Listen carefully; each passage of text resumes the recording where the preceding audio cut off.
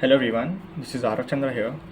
This is going to be my first long form video और ये video बहुत ही special है क्योंकि यही टाइम था पिछले साल 15-20 जून के आसपास जब मुझे रियलाइज़ हुआ था कि यार मेंस के लिए कुछ तो अलग करना पड़ेगा। तो मैंने अपनी एक स्ट्रैटेजी बनाई और उस per day night hard work करने लगा और इसका रिज़ल्ट ये निकला कि जनवरी अटेम्प्ट में मैंने मेंस को बहुत ही तगड़े परसेंटाइल के साथ क्रैक किया। तो आज मैं अपनी स्ट्रैटेजी को आपके साथ शेयर करूँगा और मैं आपसे रिक्वेस्ट करूँगा कि आप इस वीडियो को एंड तक देखें और अपने साथ एक पेन और पेपर लेके बैठें। जो पॉइंट्स मैं आपको बताऊँगा आप उसको कॉपी में अपनी नोट डाउन करते रहिएगा एंड मैं आपको गारंटी देता हूँ कि आप मेंस को बहुत अच्छे परसेंटाइल से क्रैक करेंगे। तो इस वीडियो को स्टार्ट करते हैं। तो सबसे पहले इस वीडियो को दो पार्ट में बांटा है हमने टाइम के हिसाब से। 15 नवंबर का हम एक टाइम लेते हैं, डेट लेते हैं। तो हम इस वीडियो को दो पार्ट में कैसे बांट रहे हैं कि 15 नवंबर की जो डेट है उससे पहले हमको क्या करना है, मतलब प्री में क्या करना है और उसके बाद क्या करना है। तो प्री में ये कुछ पॉइंट्स हैं, हम इनको फॉलो करेंगे ये, और इसके बाद पोस्ट में हम क्या क्या करना है, ये दो चीज़ों को फॉलो करना है। तो इन दो पॉइंट्स, इन दोनों डेट्स के जो पॉइंट्स हैं इनको मैं आपको एक एक करके बताता हूँ। तो सबसे पहला पॉइंट आ जाता है कि मेंस क्या पूछ रहा है। तो ये बहुत ही इंपॉर्टेंट पॉइंट है। बच्चे इसको बार बार नज़रअंदाज कर देते हैं जिसके कारण वो बहुत सफ़र करते हैं बाद में। तो फॉर एग्ज़ाम्पल मैंने यहाँ पे रोटेशन जैसे चैप्टर को एग्जांपल लिया है जिसका बच्चे बहुत रोना रोते हैं कि रोटेशन बहुत टफ़ है, और सही मायने में रोटेशन बहुत टफ़ चैप्टर है। बहुत सारे कॉन्सेप्ट जुड़ते हैं इसमें, हर बच्चे इसका सवाल नहीं कर पाता है। लेकिन क्या मेंस में इतने हाई लेवल का रोटेशन पढ़ने की ज़रूरत है? फॉर एग्ज़ाम्पल मेंस में अगर मैं कंबाइंड रोटेशन एंड ट्रांसलेशन की बात करूं जिसका एडवांस वाले पेपर में बहुत ज़्यादा वेटेज रहता है, मतलब हर साल 2-3 क्वेश्चन आते ही आते हैं सिर्फ में रोटेशन के इस टॉपिक से। तो क्या मेंस में इस चीज़ की ज़रूरत है कि नहीं, जो कि क्योंकि ये बहुत टफ माना जाता है। अगर मैं ध्यान से देखूँ तो ये मेरे पास प्रीवियस ईयर का डेटा है। तो कंबाइंड रोटेशन एंड ट्रांसलेशन के कितने क्वेश्चन हैं इसमें, 1 2 3 4, और ये 23 में अगर देखें तो ये 4 ही क्वेश्चन है। तो अगर मैं थोड़ा सा ध्यान से लगाऊं कि एक साल 2023 में 12 पेपर हुए थे और इन 12 पेपर्स में से सिर्फ 4 सवाल पूछे गए, तो क्या आपको इस वाले पार्ट को करने की ज़रूरत है? तो यहाँ पे पॉइंट बस यही है कि आपको क्या करने की ज़रूरत है। तो रोटेशन जैसे चैप्टर में अगर आप थोड़ा सा एनालिसिस करें तो आपको पता चलेगा कि रोटेशन जैसा जो टफ चैप्टर है उससे मेन सिर्फ मोमेंट ऑफ इनर्शिया के अलावा और कुछ पूछता ही नहीं है। तो क्यों ना हम रोने के बजाय जो चैप्टर का जो टॉपिक बहुत ज़्यादा पूछा जा रहा है उसने को सिर्फ पढ़ के चले जाएं तो हमारा काम हो जाएगा। तो अगर हमें यहाँ पे क्या करने की ज़रूरत है, तो मैं इसको अगर समराइज़ करूँ तो आप क्या करेंगे, आप सबसे पहले तो एक कॉपी में दो ऐसे लाइन खींचेंगे, एक लाइन खींचेंगे और दो पार्ट में डिवाइड कर देंगे। अब यहाँ पे आप उन चैप्टर्स को सबसे पहले करेंगे जिनका वेटेज बहुत ज़्यादा है, और यहाँ पे किन की बात कर रहे हैं, हम चैप्टर्स की बात कर रहे हैं। और यहाँ पे हम करेंगे जिनका वेटेज ज़्यादा है और टॉपिक्स का, मतलब आप यहाँ पे एक टॉपिक लिखेंगे। जैसे फॉर एग्जांपल रोटेशन का वेटेज ज़्यादा है, तो रोटेशन में किस टॉपिक का वेटेज बहुत ज़्यादा है, तो मोमेंट ऑफ इनर्शिया का वेटेज बहुत ज़्यादा है। जैसे और भी एग्जांपल है, जैसे कैपेसिटर हो गया, कैपेसिटेंस जैसा चैप्टर हो गया, कैपेसिटर वाला चैप्टर हो गया, तो इसमें कैपेसिटेंस निकालने के मतलब जैसे इक्विवेलेंट कैपेसिटेंस निकालने का वेटेज बहुत ज़्यादा है। तो आपको ऐसे करना है कि आपको एक पेज में इन दोनों पॉइंट्स को लिखना है और इसके हिसाब से अपने आगे की स्ट्रैटेजी को, अपने आगे की स्टडीज़ को कंटिन्यू करना है। तो ये फर्स्ट पॉइंट था हमारा। अब सेकंड पॉइंट पे अगर हम आएँ तो सेकंड पॉइंट है हमारा लेक्चर्स और नोट टेकिंग। ये भी बहुत इंपॉर्टेंट है। तो ये खासकर उन लोगों के लिए बहुत इंपॉर्टेंट है जो क्लास 12th में।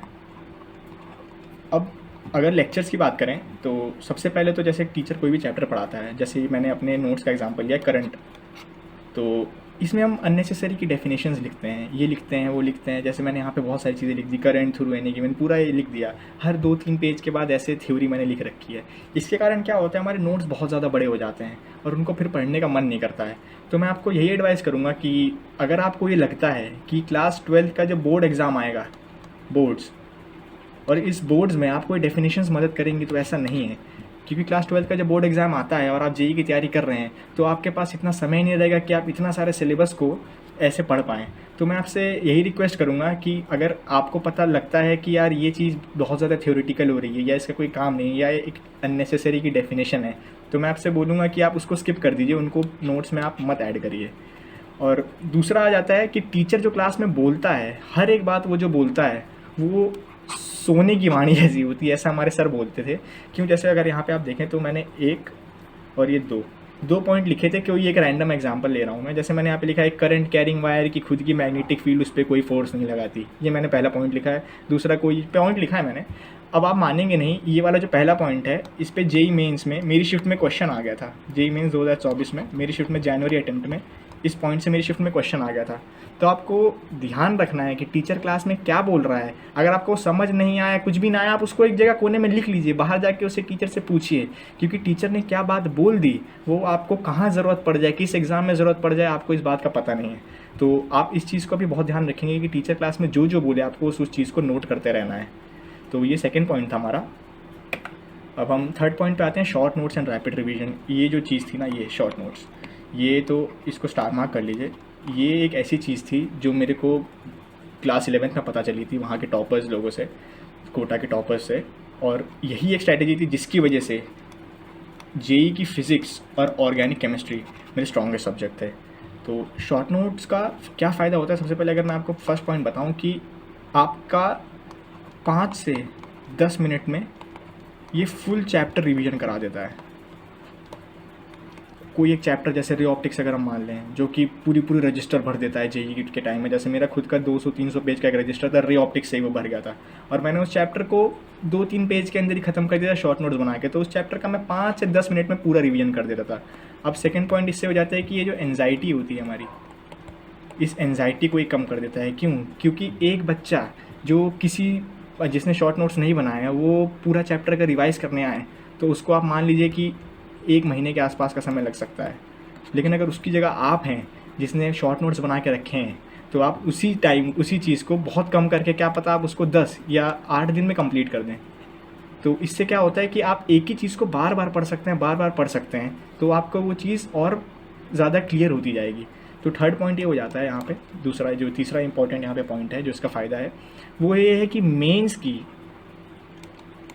या एडवांस जो भी एग्ज़ाम ले लें, मेंस या एडवांस की एक रात पहले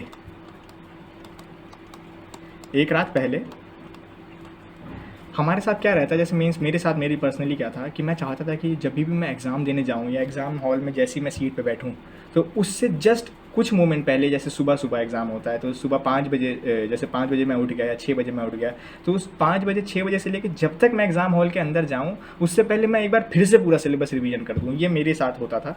तो ये शॉर्ट नोट्स ऐसे टाइम में भी बहुत मदद आते हैं। आप एंड मोमेंट पे जब आपके एग्ज़ाम को 1 दिन 2 दिन या फिर मान लीजिए 6 घंटा 10 घंटा बच रहा है, तो आप चाहें तो अगर आपने शॉर्ट नोट्स का बार बार रिवीजन कर रखा है, रैपिड रिवीजन कर रखा है, तो आप इस पूरे पेज को, अगर मैंने जैसे मेरे साथ ये मैग्नेटिक इफेक्ट ऑफ करंट का ये जो मैंने यहाँ पे एग्जांपल लिया, ये वाला मैग्नेटिक इफेक्ट ऑफ करंट का जैसे ही था, तो मैं इस पूरे पेज को मुश्किल से 2 मिनट लगता था मुझे उसको रिवाइज़ करने में, और इस पेज को मैंने इतनी बार रिवाइज़ कर लिया था कि मेरे को जब एग्ज़ाम में मैं बैठा था तो मेरे को फॉर्मूले दिखते थे कि हाँ ये मैंने इस कोने पे लिखा हुआ है। जैसे मान लीजिए इस फॉर्मूले से कोई क्वेश्चन आया, ये वाला जो फॉर्मूला है, तो मेरे को दिखाई देने लगता था कि हाँ ये मैंने शॉर्ट नोट्स के इस पॉइंट पे, यहाँ पे इस कोने पे लिखा हुआ है, इस साइड में लिखा हुआ है। तो ये 3 फ़ायदे इसके बहुत ज़्यादा होते हैं। और प्लस आपको किसी भी सब्जेक्ट में अगर आपको बहुत ज़्यादा स्ट्रॉन्ग करना, जैसे मेरे को फिजिक्स और ऑर्गेनिक केमिस्ट्री मेरी बहुत ज़्यादा स्ट्रॉन्ग थी, तो उस चीज़ में सबसे बड़ा रोल था मेरे शॉर्ट नोट्स का। इन शॉर्ट नोट्स को कैसे बनाते हैं, क्या करते हैं, वो मैं किसी और वीडियो में बात करूँगा। अगर आपको पता है कि कैसे बनाते हैं तो आप उसको अभी से ही बनाना शुरू कर दीजिए, एंड मोमेंट पे आपको ये बहुत ज़्यादा हेल्प करने वाला है। तो ये हमारा थर्ड पॉइंट था। अब मैं अगर फोर्थ पॉइंट की बात करूँ फोर्थ पॉइंट बहुत इंपॉर्टेंट है, PYQs।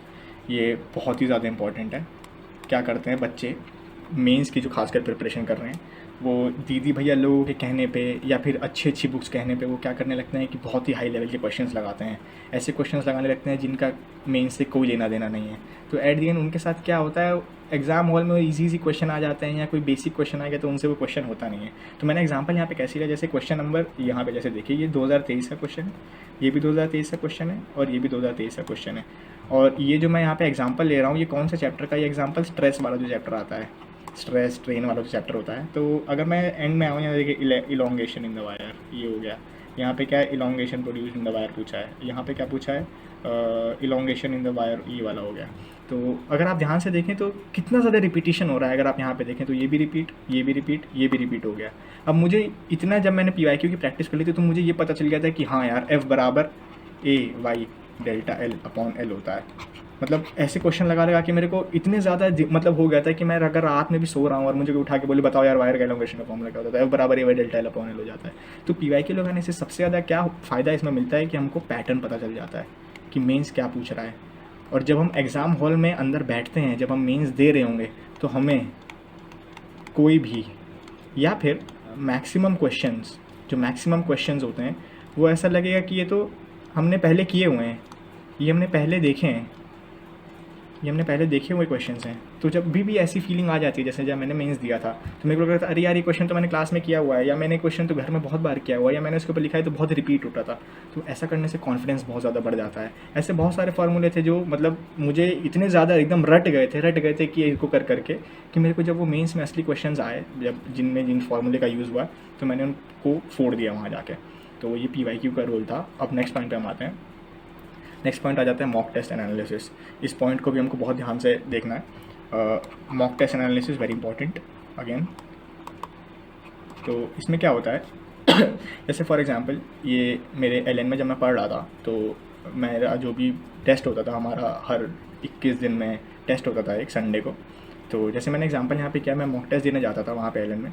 तो मैंने जैसे यहाँ पे कॉपी बना ली थी इसके एनालिसिस करने के लिए, इसका एनालिसिस करने के लिए मैंने कॉपी बना ली थी। तो इसमें क्या था, जैसे मैंने लिख दिया यहाँ पे पेपर 2 और उसकी तारीख लिख दी, और मैंने क्वेश्चन लिख दिया कि हाँ यार ये क्वेश्चन मेरे से एग्ज़ाम में नहीं हुआ था, एग्ज़ाम में नहीं हुआ। तो मैंने क्वेश्चन लिखा और उसका सोल्यूशन लिख दिया। अब इससे क्या होता है कि ऐसा सेम क्वेश्चन अगर किसी आगे एग्ज़ाम में, या क्या पता जिस समय मैं मेंस दूँ, ये सेम क्वेश्चन आ जाए, तो मेरे से सवाल गलत नहीं होना चाहिए। फिर मैंने यहाँ पे देखिए, यहाँ पे लिखा कि यार ये क्वेश्चन मेरे से एग्ज़ाम में गलत हो गया था। तो ऐसा सेम क्वेश्चन अगर एग्ज़ाम में कभी मेरे पास आएगा तो मैं इसको कभी गलत नहीं करूँगा। क्यों? क्योंकि मैंने एक बार इसको कॉपी में लिख दिया है कि हाँ ये क्वेश्चन मेरे से एग्ज़ाम में गलत हो गया था जब मैं मॉक दे रहा था, और मैंने इसका सोल्यूशन प्रॉपर लिखा हुआ है। और एक क्वेश्चन को मैंने इतनी बार रिवाइज़ कर लिया था कि जब भी आगे कहीं ऐसा क्वेश्चन आता तो मैं उस क्वेश्चन को कभी गलत नहीं करता। तो ये मॉक टेस्ट और उसके एनालिसिस की बात हो गई। तो ये चीज़ हो गई 15 नवंबर से पहले पहले हमें क्या क्या करना है। अब बात आ जाती है 15 नवंबर के बाद। ये है पोस्ट 15 नवंबर। यहाँ पे दो चीज़ें हमको देखनी है, एक है फुल सिलेबस रिवीजन और उसके बाद रियल टाइम टेस्ट। अब ये फुल सिलेबस रिवीजन आपके लिए केक वॉक हो जाएगा, it will be a cake walk if अगर आपने शॉर्ट नोट्स बना के रखे हैं। अगर आपने शॉर्ट नोट्स बना के रखे हैं तो आपके लिए ये चीज़ केक वॉक हो जाएगी। क्योंकि अगर आपने शॉर्ट नोट्स बना के रखे हैं और आपने उनको फ्रीक्वेंट रिवीजन किया है तो आपका पूरा सिलेबस रिवाइज करने में मुझे नहीं लगता कि 5 या 10 दिन से ज़्यादा लगेगा। और जब आप 15 नवंबर के बाद एक बार फुल सिलेबस रिवीजन कर चुके हैं अपने शॉर्ट नोट्स से, उसके बाद आपकी बारी आ जाती है रियल टाइम टेस्ट की। ये होता है हमारी प्रिपरेशन का रैंक बूस्टर। रैंक बूस्टर ये हमारी रैंक को धड़ाक से एकदम ऊपर लेके जाता है। रियल टाइम टेस्ट देने का मतलब क्या होता है, आपको यहाँ पे मेंस के ही प्रीवियस ईयर पेपर्स देने हैं, क्वेश्चंस नहीं करने, प्रीवियस ईयर पेपर्स देने हैं। अब आप जो प्रीवियस ईयर क्वेश्चंस कर रहे थे, साथ में ध्यान रखिएगा जो प्रीवियस ईयर क्वेश्चन जब मैंने आपको बोला था 15 नवंबर से पहले पहले जो करने हैं, उसमें आप 2023 और 24 के क्वेश्चंस को नहीं करेंगे। आप 2022 से पहले पहले, मतलब प्री 2022 से इंक्लूडेड, प्री 2022 से पहले पहले के क्वेश्चंस करेंगे। 2023 और 2024 के क्वेश्चन को आप इस टाइम रियल टाइम टेस्ट के लिए बचा के रखेंगे। मैं आपको यहाँ पे एक वेबसाइट सजेस्ट कर देता हूँ, एक एग्ज़ाम गोल नाम से वेबसाइट आती है।